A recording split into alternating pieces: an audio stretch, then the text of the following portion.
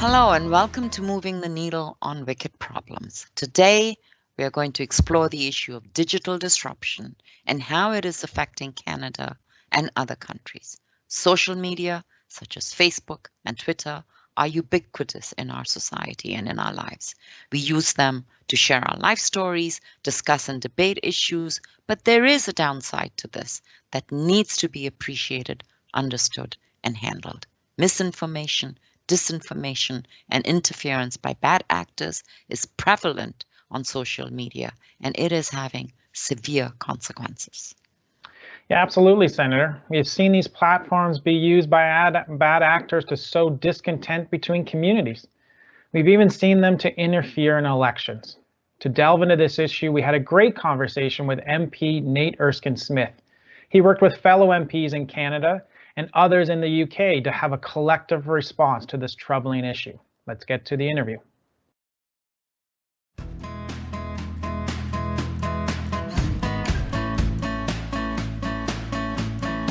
Hello and welcome to Moving the Needle on Wicked Problems. Today we are going to explore digital disruption. Social media giants such as Facebook, Twitter, WhatsApp, even TikTok are ubiquitous in our lives. We rely on them to get news, share life stories, discuss issues, find community, and so much more that is good. There's no doubt about that. But there is an underbelly to the story, and this needs to be understood and somehow dealt with and managed. Misinformation is prevalent on social media and it is having severe consequences.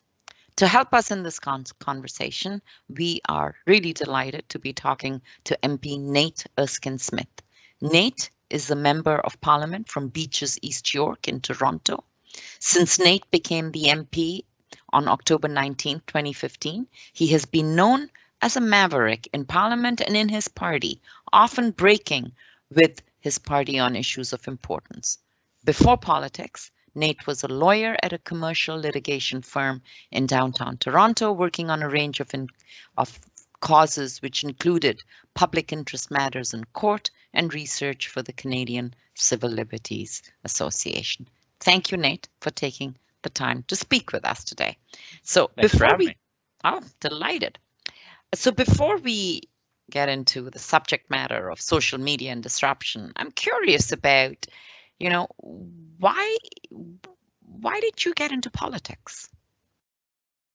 While many people have a negative perception of politics, I think, unfortunately, and sometimes those of us in politics help contribute to that, I have a very different view. I think like you, Ratna. I think that politics is one of the ways, maybe the way, that we can make the biggest difference in other people's lives. When we face collective action problems, it requires working together through government, and working together through government leads us to politics. I studied politics and law, political philosophy, jurisprudence for a very long time over the course of my academic career. And there is just this huge disconnect, obviously, between what politics, I think, should be and how people perceive politics. And then when now Prime Minister, when he was Liberal leader, he was calling for open nominations, more grassroots democracy.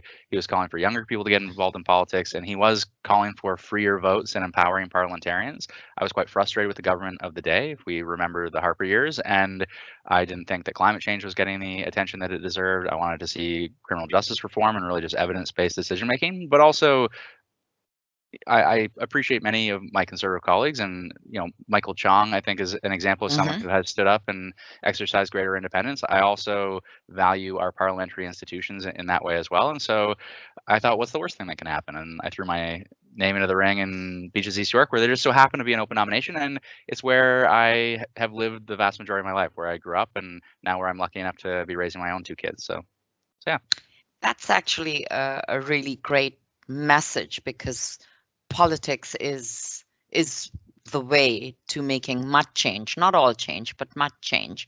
And I noticed when you were answering the question, you talked about, being your own person, even within a party, and you took the then leader of the Liberals at his word on free votes, and you have voted on your conscience, with your conscience, sometimes with the party, sometimes against the party. What's that been like? It has not always been easy, I wouldn't say. Yeah. It has, though, increasingly been easier insofar as, like anyone that you're meeting for the first time, it's hard to judge them based upon initial interactions. Whereas once you have, you've known them for a more significant period of time, you've seen some advocacy that has been obviously really supportive of the party, some advocacy that has been more critical, and I try as much as reasonably possible to focus on substantive disagreements and ideas, and make sure when I do disagree, I disagree as reasonably as possible. So I think that has helped in the course of the last 5-6 years where I have stood up and disagreed, to make sure that it is based on a principled argument and based on ideas. But I think collectively, my colleagues can look to my overall record and say, sometimes he stands up and gives us a hard time. Sometimes we actually come around to his position. There have been moments along those lines as well. And overall, though, he's been a contributing member of the team, because there is I think it's a necessary element of our politics, but it also can be an unfortunate element when we put too much of an emphasis on it, this notion of politics as a team sport, right? And so I think we have to accept that reality to some extent, but we also have to push back against that in some ways. And so it's been not always easy, but over time, when I think, sir, it was much harder early on. And I would say the hardest part about it is not, I'm gonna upset the whip, or I've spent a significant amount of time on the whip's couch, especially early on. But I would say that the hardest part is just when your colleagues are saying, hey, this is going to make it harder on me. That's a challenge that you have to navigate. But in the end, we're all on different teams too, right? Like, I'm on the Liberal team, but I've got my local riding association, my local community. There are experts that I'm engaged with. We have to accept that the reasons the party wants to vote in a particular way are reasons we have to consider and take seriously, but we don't just say, well, because of that, that's how I'm going to vote. They're one factor among other factors, unless it's a platform promise we've made, right? So I think I don't agree with every platform promise we make, but there is a commitment as a matter of building trust. We should follow through on the promises we've made. So, but there are lots of issues that arise outside of the electoral commitments we make in the course of an election. And there you do have to bring not only the evidence to bear, your constituents' judgment to bear, but also your party's views. Great. Well, actually, I remember when I was working with Minister Bryson when you were first elected, and we were one of my responsibilities was the ethics committee in the House, and certainly you, right from day one, you were a maverick. You had your own thoughts, and to be honest with you, it actually made the work of the committee better. So I will freely and completely tell you that, because it made it better. It made some of my work a little bit more difficult at times, but the work coming out of the committee was better for sure. So let's get into our sort of main topic for today, and it is the social disruption. And as the senator said, we have social media giants, Facebook, Twitter, etc. They're all over the place. Everyone uses them. Everyone is relying on them.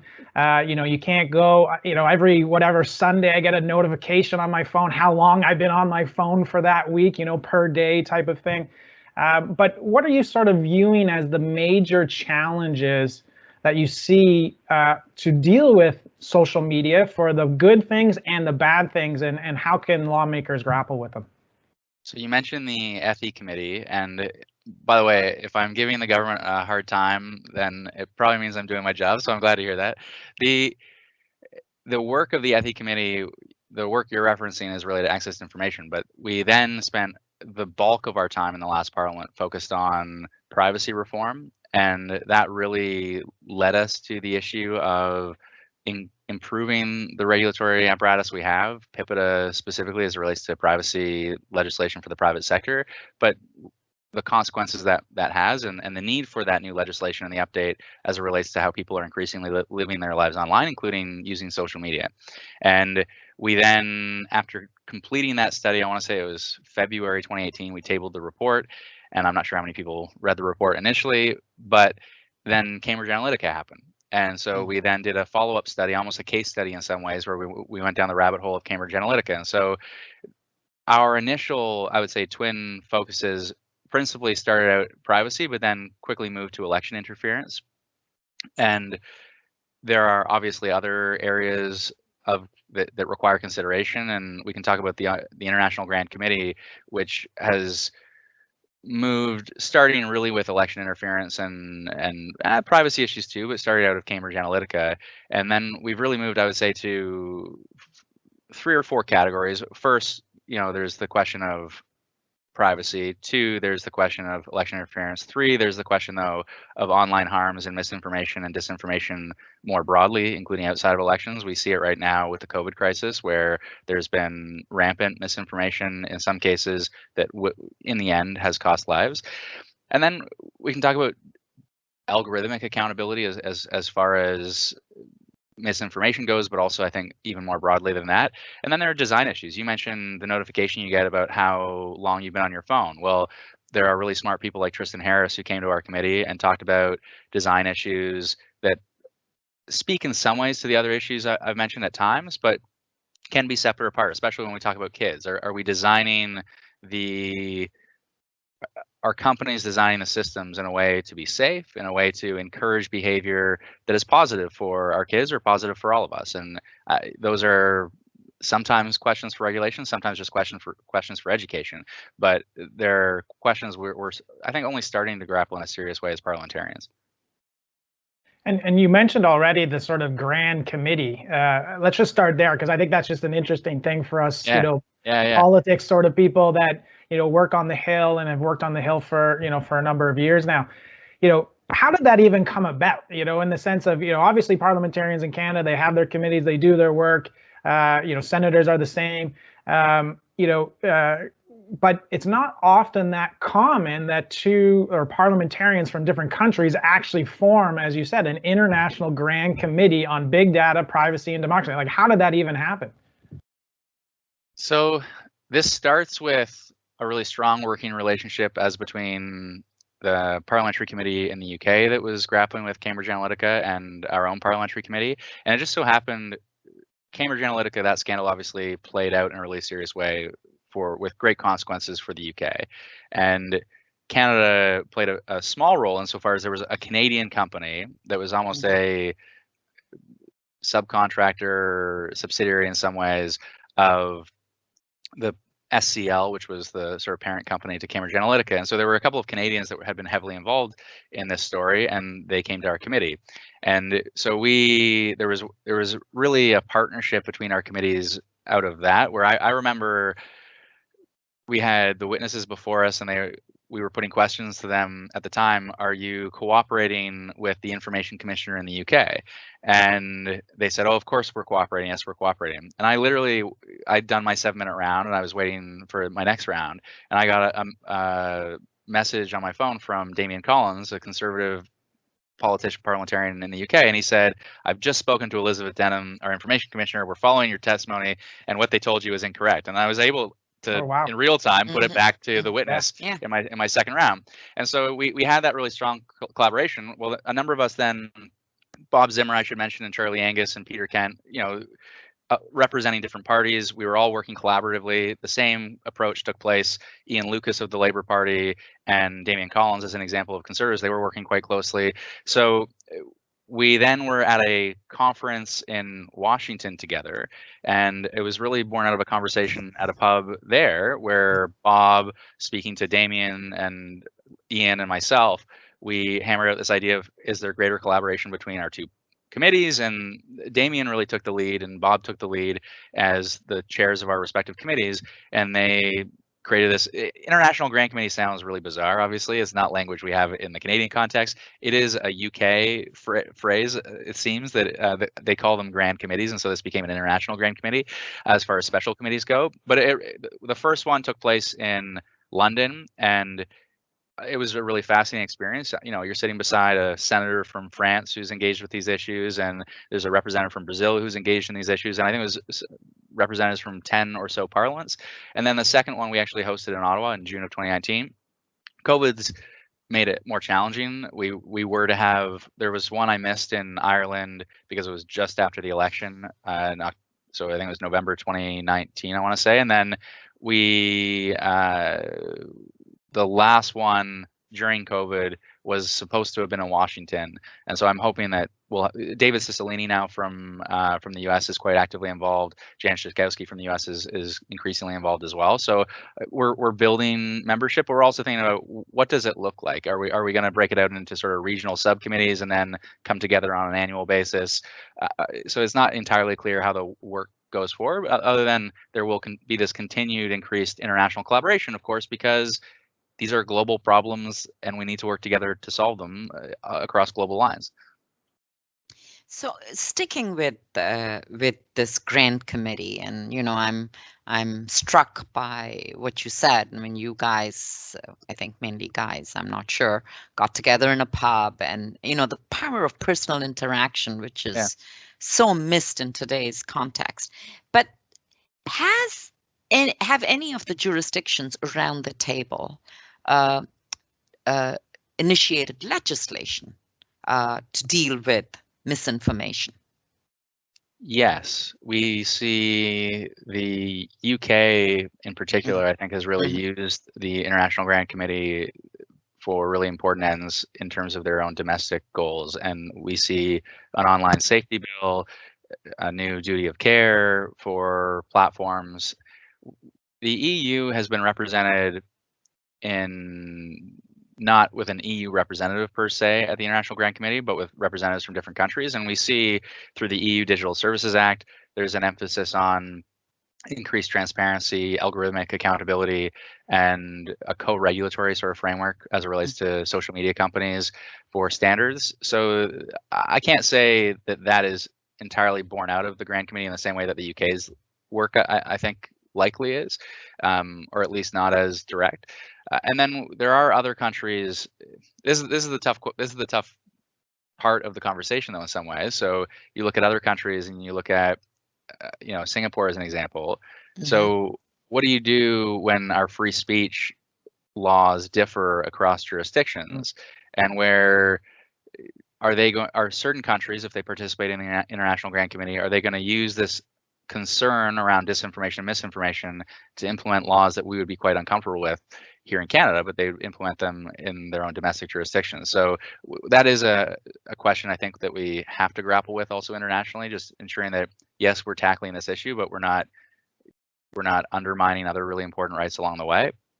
And but yeah, I would say and in Canada, I think this was I think a consequence of the International Grant Committee to some extent, but also just a consequence of our parliamentary work here in Canada through the Ethics Committee. In this parliament, it's going to be up again shortly, and it'll come to the Ethics Committee again for its legislative review. But C11 really seriously modernizes and updates our private sector privacy laws, and that is a consequence of the parliamentary work we did in the last parliament. Yeah, it's nice to sort of, draw the line between initial action and results. And I know that many of us in the Senate are looking forward to debating C11 when it comes to us. Yeah. I read in the newspaper today, social media is a mixed blessing in a way. There's the good, the bad, the ugly. I read in the newspaper today, I'm sure you did too, about how some savvy people have put together a platform called Vaccine Hunters, helping it's great, people, really cool stuff. And then yet at the same time, you can have another platform that misdirects people and worse, even misinforms them and reinforces fears and bias and confusion. So do you think, and now we're going away from individual action to corporate action, do you think that social media companies can and should be held to account? Yes, in different ways. I think there are some really obvious ways. To reference some of the work of the Grant Committee, that first meeting when we had a representative of Facebook before us, he acknowledged, as Mark Zuckerberg has acknowledged, that they have not always acted in accordance with the values that they ostensibly hold, and they apologize. You can look to the tragedy and genocide in Myanmar, and obviously the platform there was used to spread rampant disinformation, really harmful disinformation that exacerbated that crisis. We've also seen the groups function on Facebook it's encouraged connections for white nationalists as an example in a really problematic way. So there have been missteps unquestionably for which there should be accountability. We can talk one issue I didn't actually mention at the outset, but is I know on the minds of David Cicilline in the U.S. Competition reform I think looms large in this conversation. We are starting to have this conversation at our parliamentary committee, and there's an issue where companies are increasingly held accountable, in less so in this jurisdiction at the moment, but increasingly held accountable for their actions as it relates to competition. So there is accountability there. I don't think we have yet seen, though, as I say, the EU Digital Services Act, we have a potential piece of legislation coming as it relates to online harms and specifically illegal content here in Canada that the ministers talked about. There's obviously Germany was the first country to implement a set of rules like this. So we promised in the last election to basically say, yes, individual actors are going to upload content, and some of it is positive, as you say, and some of it is negative, and some of it is straight up illegal. And where it's illegal, the companies are going to be required to take it down within a particular amount of time. And if they don't, then there will be consequences. And I think there ought to be accountability as it relates to privacy. Obviously, this is the importance of C11 in many respects, where it's empowering the privacy commissioner in a more serious way. We saw the FTC deliver significant fines in the billions of dollars as against Facebook. We saw the UK Information Commissioner say, millions of pounds, and it would have been even more had they been able to deploy the full effect of the GDPR. And in Canada, no consequences as it relates to real serious monetary damages. So yeah, there are all sorts of different ways that we ought to hold the companies accountable. I think transparency also looms large in this conversation as it relates to accountability, that oftentimes Facebook and others, Google included, have changed their practices, not because of a new law, but because of transparency and the work of journalists, right? And if we can enable that kind of transparency and therefore enable greater accountability, I think we'll see changes along those lines too. You talked, I think, briefly about algorithms, and the whole issue of misinformation, disinformation does extend to algorithms, which we all know can have inherent biases built into them. And I'm now going away from social media and thinking about search engines, because I'm always surprised the kind of stuff that gets pushed to me, because I looked at something somewhere on Amazon, and before I know it, I'm being pushed into buying other similar like products. Is policing the internet an option at all? Well, as it relates to algorithms, it can be really hard.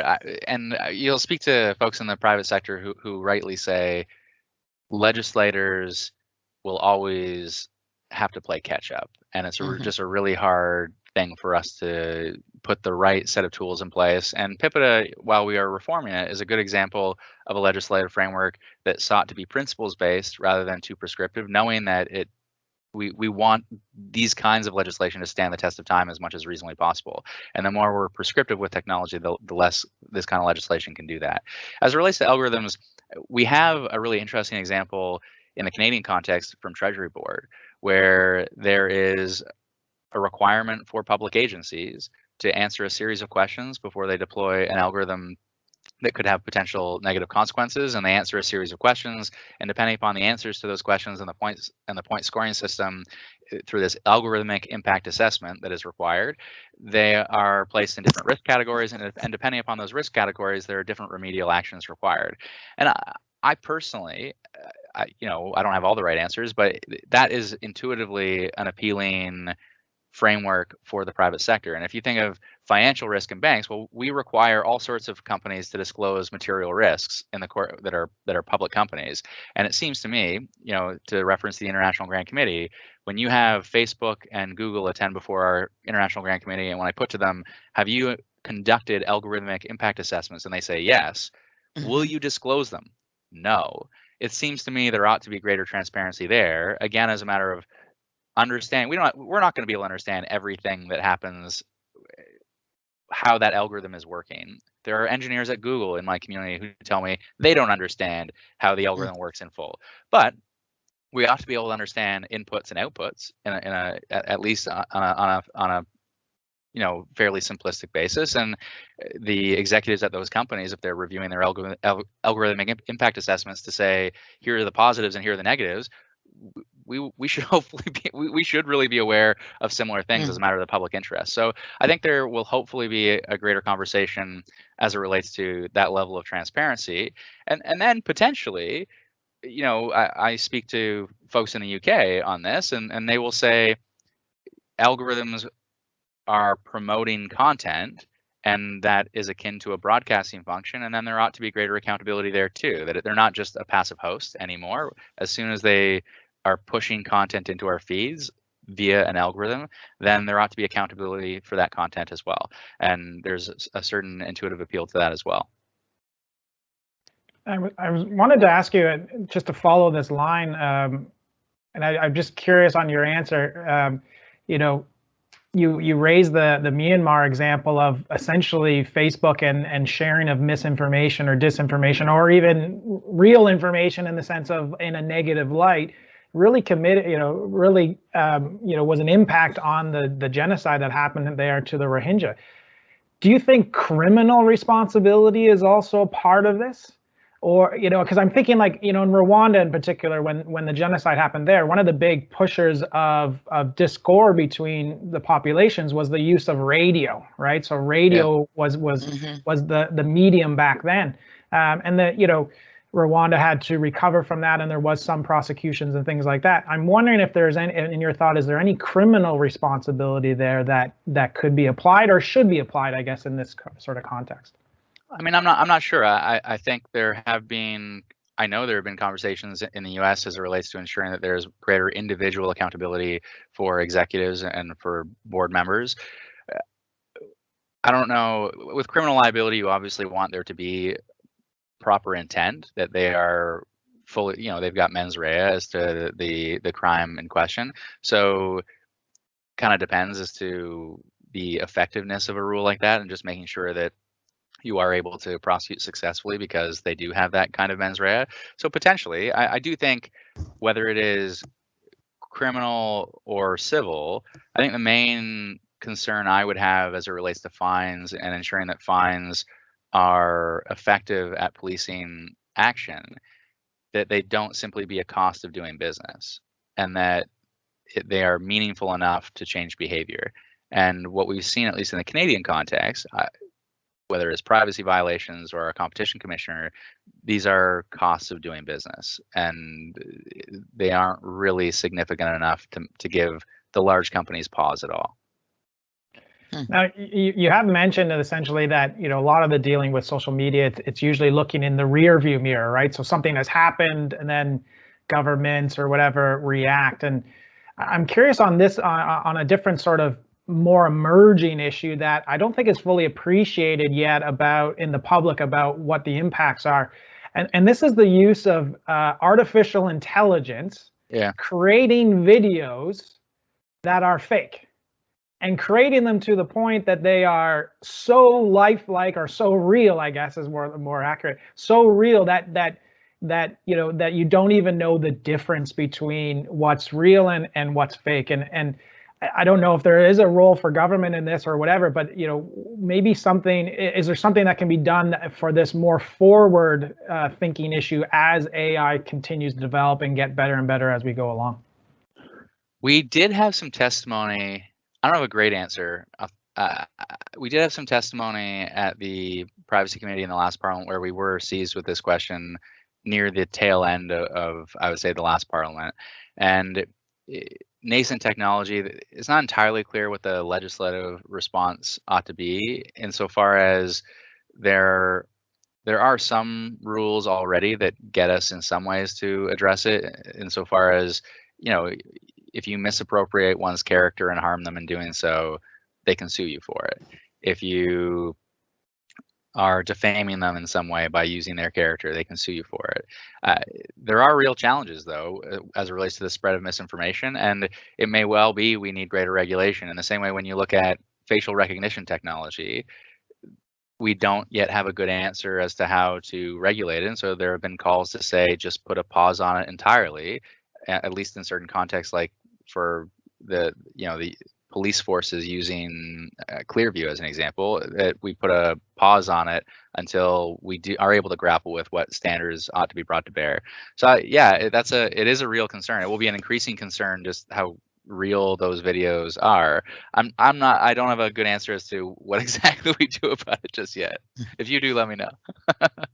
I think it's one of those ones that we're going to have to grapple with, and I don't have any real good answers either, except using technology, maybe forcing companies to maybe use technology to, when a video is shared, that they can find out if it's fake or not fake, so the individual user knows that it's fake or not. I don't know if there's a legislative solution there or not, but companies should be aware of these things.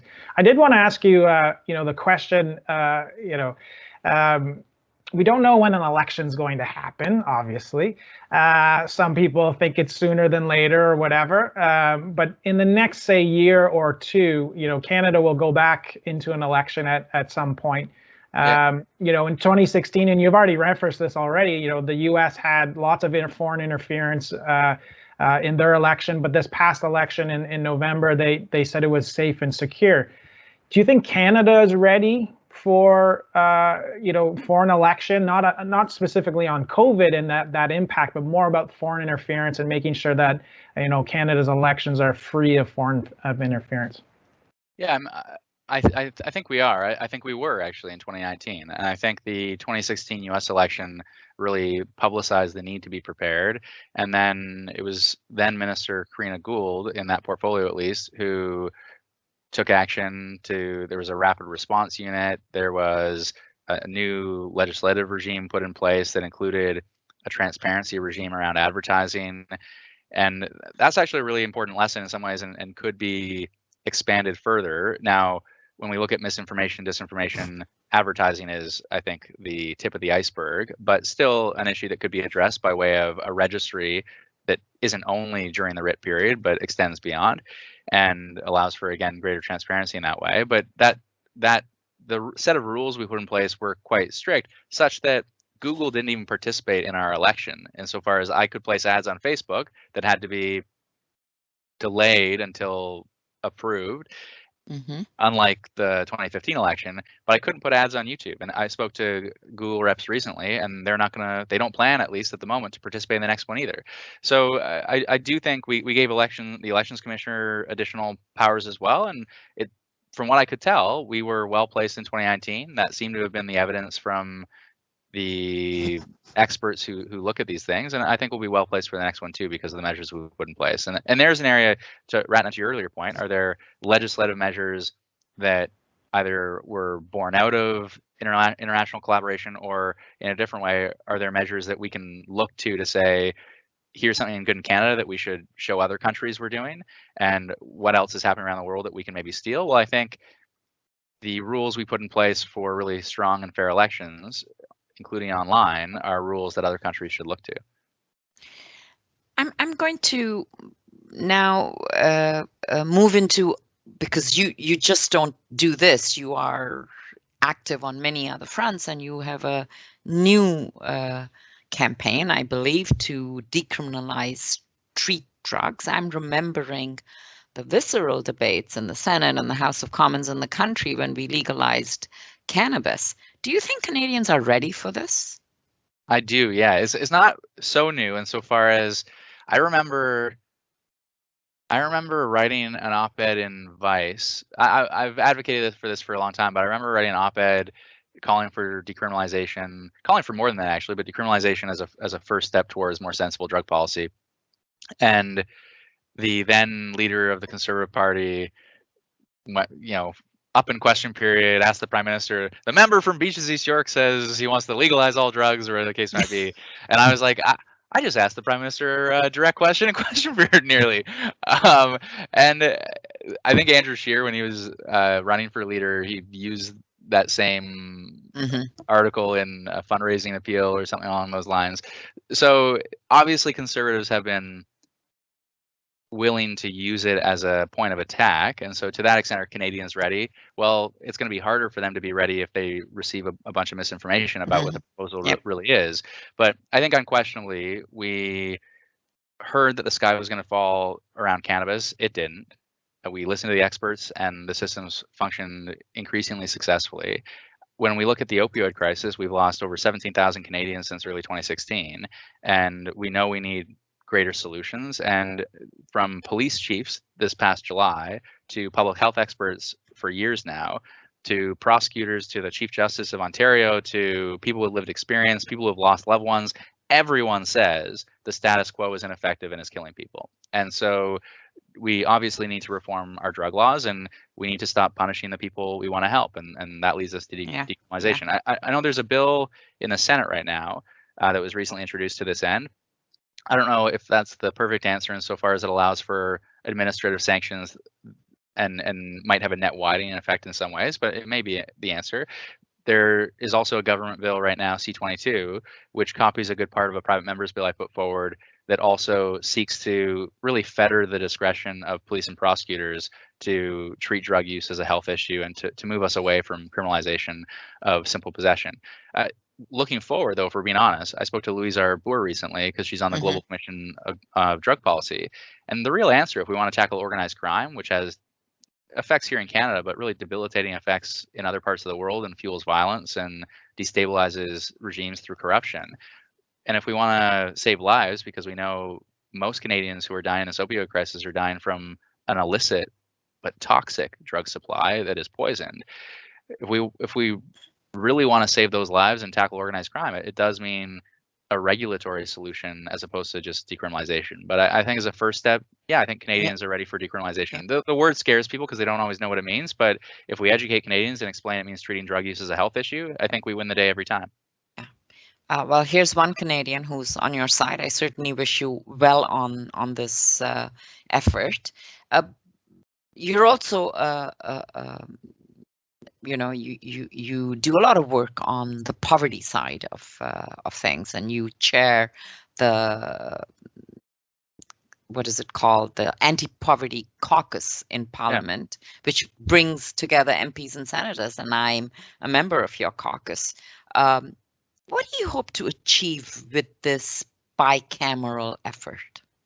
It's an interesting caucus insofar as your usual caucus is actually concentrated in the House of Commons and is concentrated in specific parties. And there can be greater effectiveness to those caucus efforts in some ways because people can be more candid and it can be more about coalition building within a party to really push, and we can be more aggressive in some ways, or people are more comfortable being aggressive. I mean, maybe I don't suffer from the same reticence in some ways, but more people are comfortable being, more pointed and pushing on an issue internally at times. The all-party format, including both chambers, was started by Art Eggleton when he was a senator. And when he was retiring, I had joined his effort when I came to Parliament. I really care about ending poverty. I think we live in a very wealthy country and we should do more to end poverty. I think it is the least we can really do when you think of the social determinants of health, when you think of basic equality, and when you think of social mobility, and when you think of fairness. There are all sorts of reasons for ending poverty that matter to me. And I joined his efforts, and then when he was retiring, I committed to helping to take over those efforts. The success of the caucus, just as I say, the challenges in some ways are that a really targeted internal effort can be more successful because people are more pointed.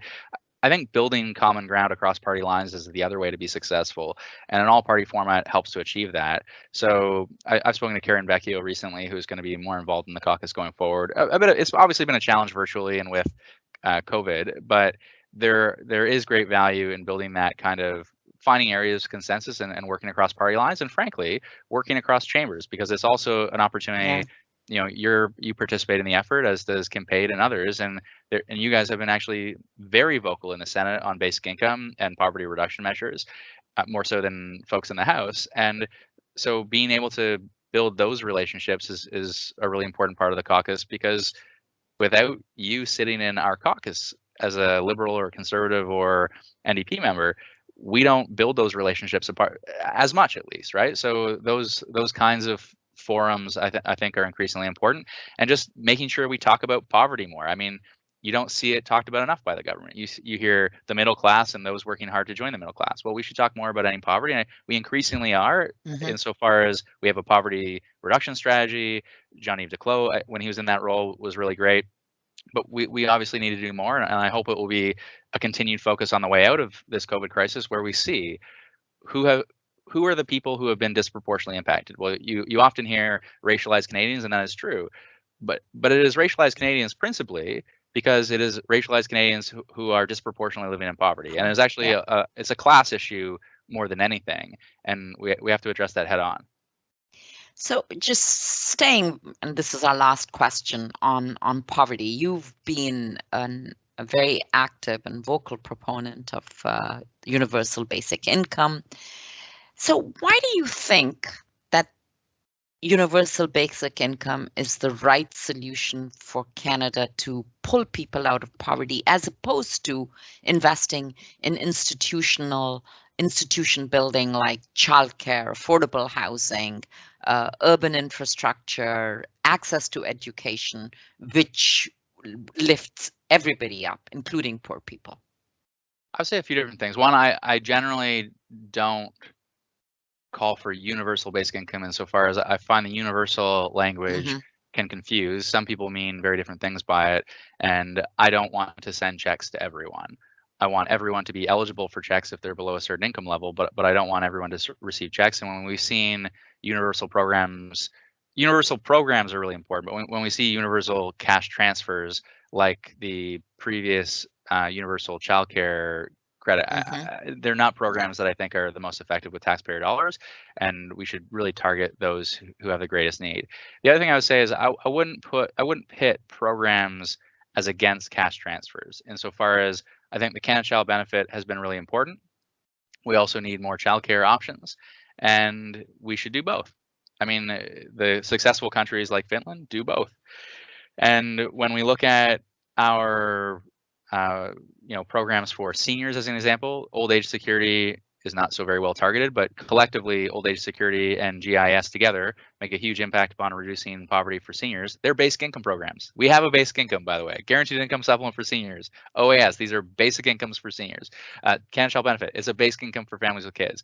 But when you look at seniors, should we invest more in long-term care homes and helping people to stay at home? Of course, we should have those programs. Denmark sends a healthcare worker around every year to check in with every senior living at home. Sounds like a good program to me. It helps. Denmark's held up as one of the better countries in looking after their seniors. Well, we shouldn't gut GIS to get there. We should do both. And I personally think, when I think through basic income, it's from the simple premise that we need a social safety net that leaves nobody behind. And whether it is a national crisis that demands the CERB, or whether it is an individual crisis in someone's life, EI doesn't help enough people. Too many people fall through the cracks. It's too rigid in its application and its criteria. The Canada Workers Benefit is too small, and again, it doesn't capture everyone. The GST tax credit helps. It's delivered on an annual basis, but it's small. So our social safety net leaves too many people behind. And if you start from the premise that we need a stronger social safety net, in the end, I think a basic income makes a lot of sense. How we get there in the short term, I know colleagues of mine want it very fast. I would love to see an early commitment to getting there. I've heard the Prime Minister and Finance Minister say they don't see a way forward right now, and we see the huge cost from the PBO, so I don't expect it to be in the budget, as an example. But that said, there are lots of different ways we can increase basic incomes in this country. Guaranteed income supplement would be one. Canada Child Benefit is another. We increase it in the FES, but the Canada Workers Benefit is massively underfunded for what we need it to be. There was just a report out of the US, the earned income tax credit pretty well pays for itself. Well, if that's the case, because of the social determinants of health and the really targeted nature of it, let's increase the Canada Workers Benefit. And you talk about the all-party Anti-Poverty Caucus. To me, it's a really interesting measure because it's a measure that was first proposed in some ways by Minister Goodale when he was finance minister, many years ago before my time.